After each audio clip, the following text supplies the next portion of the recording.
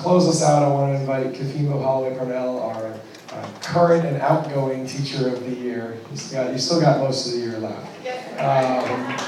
Up to salute to you.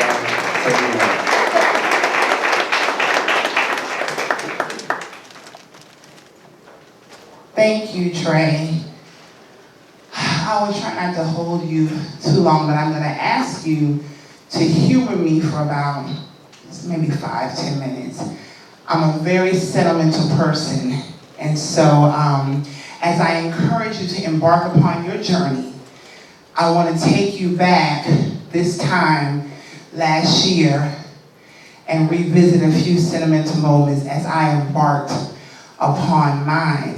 And I remember we were at Lee High School last year. Setup was pretty much the same. I must have sat towards the back on this side.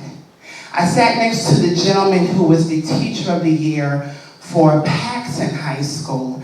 And I have to admit, we were kind of bad. We were talking while the teachers were talking.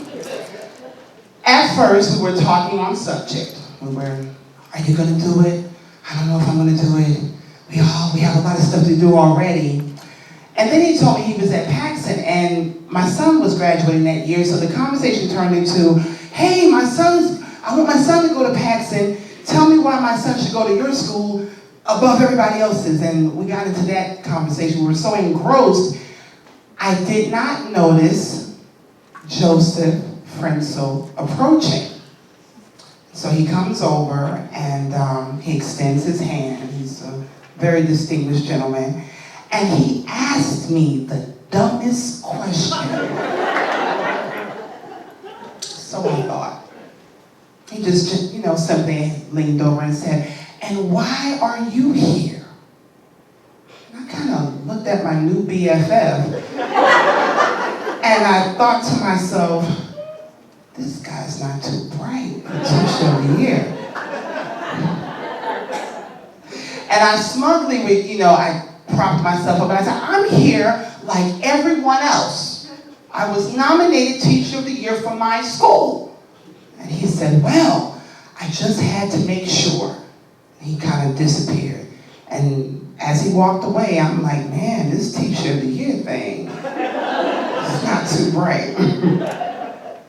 I lived to eat those egotistical words the moment I started answering the questions. I remember that night, some weekend, I'm an English major, I'm trained to write, so I'm writing, I'm ripping out pages, and there he is again, the Frenzel dude. He's in my living room, I can hear his voice. And why are you here?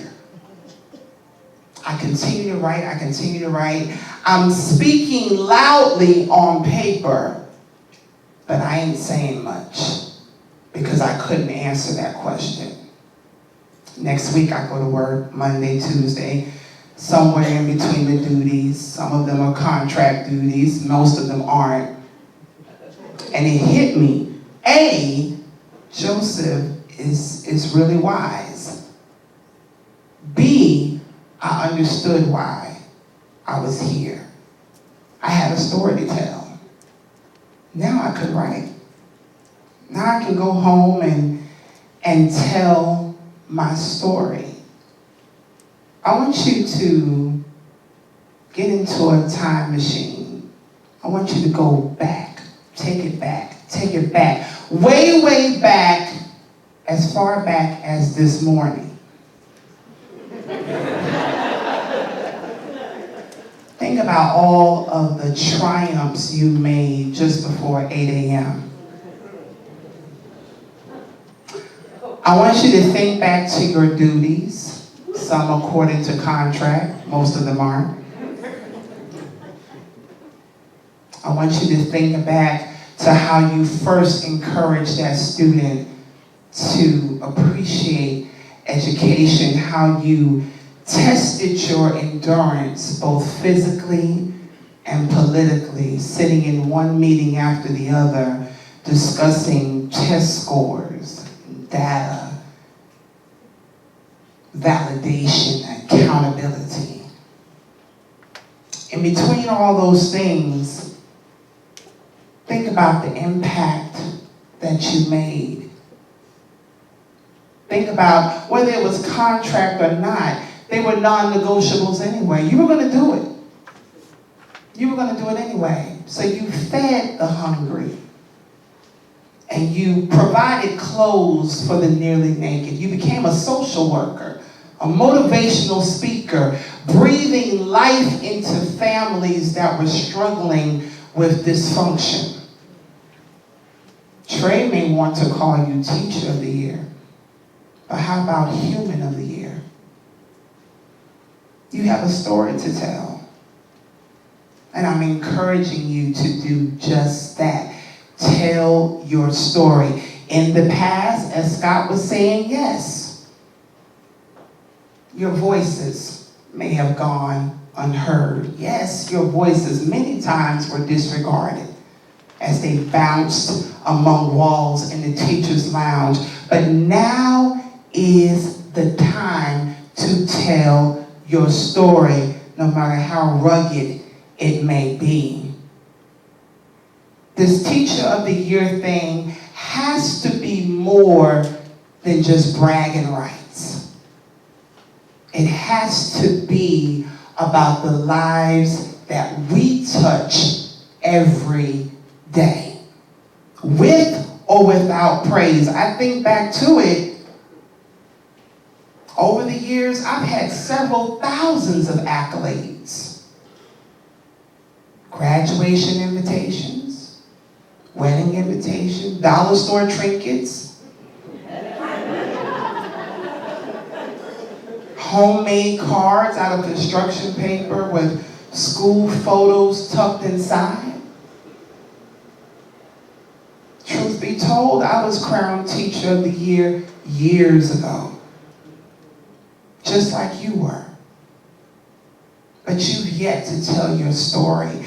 And with this position, you will not only be on a state stage or national stage, you'll be even on a global stage. You got to tell your story. Many, many moons ago, a wise person once said, the truth will set you free.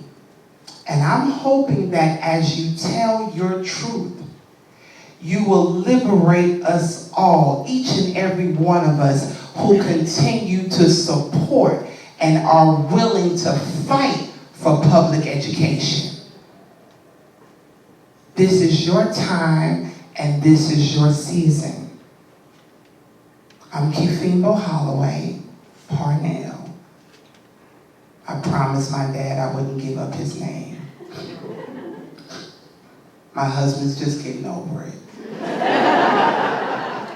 Nevertheless, it has been a distinguished honor, more than you can comprehend, serving as a truth teller in this journey. I want you to tell your stories. I don't care. Tell your stories to the soccer moms, to the men and women dressed in business suits who negotiate dollars on our behalf and political decisions. Understand this, the more you tell your story, the more people will hear it and cannot ignore it. The more they no longer ignore our stories, the more they will finally make political decisions that we all can live with. This is your time and this is your season. I'll back you 100%. But it's now time to hear from you. God bless you, and may He continue to bless you with the opportunity to tell your story. Thank you. Woo!